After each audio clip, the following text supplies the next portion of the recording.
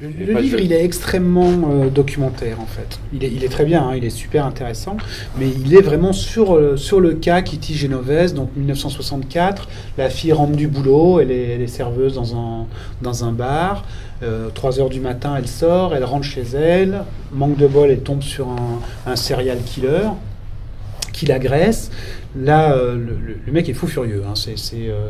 Il vit encore, il est encore en prison maintenant. C'est un serial killer nécrophile.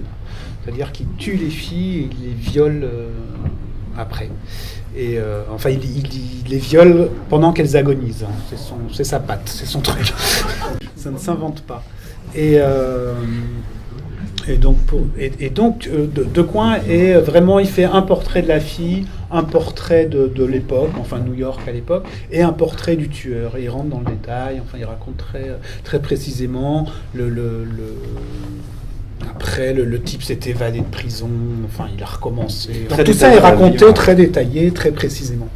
Et moi j'avais pas envie de raconter ça parce qu'à représenter, à montrer, c'est horrible, quoi. Soit on est réaliste et on le montre, mais en même temps, qu'est-ce qu'on raconte de ces témoins? Parce que ce que lui raconte des témoins, c'est pas grand-chose. On ne sait pas non plus.